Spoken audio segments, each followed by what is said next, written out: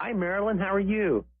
Hey, Bruce. Pretty good. How you doing? Good, thank you. It's good to hear from you, sweetheart. What before we get started, do you happen to know the answer to our trivia question today? Not a clue. Okay. Well, Marilyn, what can I do for you today, sweetheart? Well, number one, Dave, I've had a couple of glimpses of a present a couple of times over the past few months. Who is it?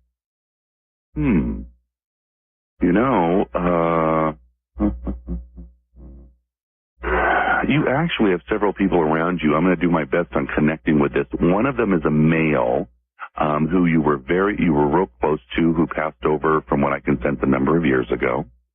I don't believe the two of you were blood related. It feels more like a best friend, a spouse, something like that. Also, he feels like he's a big presence to me. The other thing I feel around you is more of a guide presence with you as well. As I'm tapped into this area with you, Marilyn, I'm actually feeling, as you and I speak right now, 3 people around you. One of them is an older woman who is definitely related to you. And I would almost bank on the fact that it's one of your grandmothers. Yeah, it definitely feels like a grandmother to me, sweetheart. Okay. You know what? It actually feels familiar to me. Marilyn, you did have a friend, didn't you, that used to like to ride motorcycles that passed? Are you talking about Rip? That's it. That is it. Was he kind of a real solid presence, kind of a bigger guy? Oh, yeah. Oh, yeah. That's him. Now I actually heard him laugh when you said that. Okay. He's definitely the one you've been seeing. He just pulled up his jeans a little bit, so apparently they would drop a little bit on him on occasion. Yeah. But he's also he's indicating that you do think of him often, or you talk to him as well. He's indicating that. I am right. That other person I saw with you is your grandmother. The woman I'm connecting with here, though, has got to be your dad's mother, not Granny your mom. Mabel, of course. Okay, because that's the one she's connecting me to, is your dad's vibes. And so she's also indicating to me that she's here in a helpful mode. For some reason, she is so blessed to be able to be around you and to bring in better things and to help you. And she's really proud of you. She keeps emphasizing that. Yeah. She's definitely there. That's good news. I'm struggling, David. I think it's because I've been so ill, and you know what a horrid temper I have. And do your guides have any advice? You know, what's going on right now when you say that to me is that this time in your life, this time in your life is you have reserved this space in your life to get closer to spirit and to truly evolve and to let go of the things in your mind and heart that don't serve you, honey. The things, like you mentioned the anger thing, that's just an example. But you're evolving and you're moving into a space of a better you all the way around. I mean, you're fabulous, and you have great gifts. But this time period, again, is there to get you, to feel much, much closer to God, that experiencing of spirit. And you have the potential of expanding your consciousness during this timeline, honey. And that's what a lot of this is all about. And that gentleman we were talking about earlier that you knew, he's coming through again, mentioning to me that you're going to experience more of him around you. It's to help you amplify your faith and to bring more internal peace. And also, he's trying to, for some reason, bring laughter to you. He wants you to laugh and that kind of thing. He's always emphasizing that. Okay?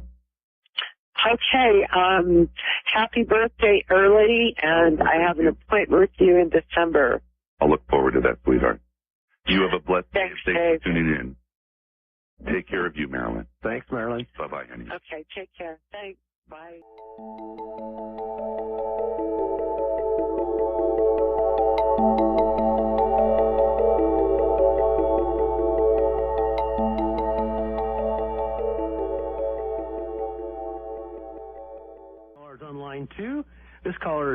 Carol. Carol's also calling from Boise today.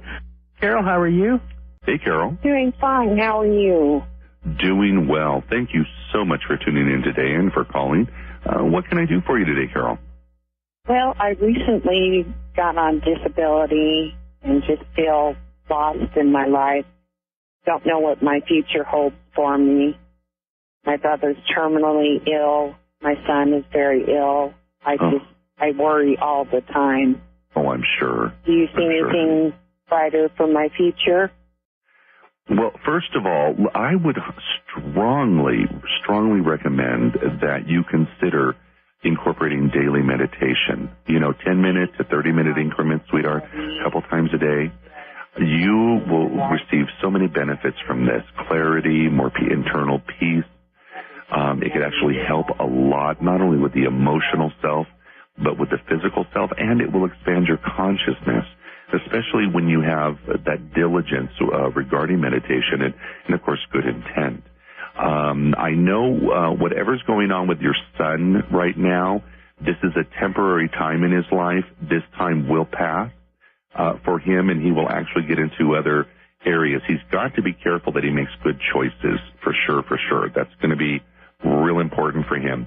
Regarding you, I feel like this sense of like you almost feel like you're not getting anywhere, because you've always been somebody who liked to be busy and produce. You know what I mean? Yeah. And so, I don't want you to think that you're just permanently stuck in this rut. Far from it. You have a lot of activity coming up and changes, so that's going to be good for you in the long run. But part of this time period is to help you heal the body. But more importantly, Carol, it's there to get you closer to God, closer to Spirit, and have a higher activity level regarding faith. When we start to worry and stress out, we are actually blocking the purity of faith. Not belief. I mean, belief is still there. It's the physical action or activity of faith, which literally means no doubt, has a tendency to be blocked when we're stressing. And, of course, with worry and stress, that can negatively impact the physicality of the body. Anyway, let me ask you a quick question, Carol. Who is Robert or Bob to you? My brother and my dad. Because I feel very, very positive connections coming up with this. So, just pay attention to that. Now, Carol, your father has passed over, hasn't he? Yes, he has. Because I can feel him as we connect. And, your dad is letting me know through pictures that he's trying to be as helpful as possible, but he doesn't want to get in the way. He's here kind of like in a sense of having your back, so to speak. Wow. And so food for thought. He mentions the name Tommy. It also shows me the word John. So I don't know what to do with those two names, but food for thought on that. He says that he's proud of you and that you're never going to give up. He keeps telling me that you're resilient and you're not going to ever give up. Oh, that's interesting. He's also reminding you that you can't control everything. And that's one of the issues you have, because you want things to be so good for the people you know. And a lot of times when they're not good, it really stresses you out. But he just wants you to know that he is around you, and do not be surprised you hear from him. Honey, I'm sorry to cut this off. We're running out of time, but I do need to let you go. God bless, and we're going to keep you in our prayers. David. All right? Thank you so much for calling. Thank you very much. Thank you. God.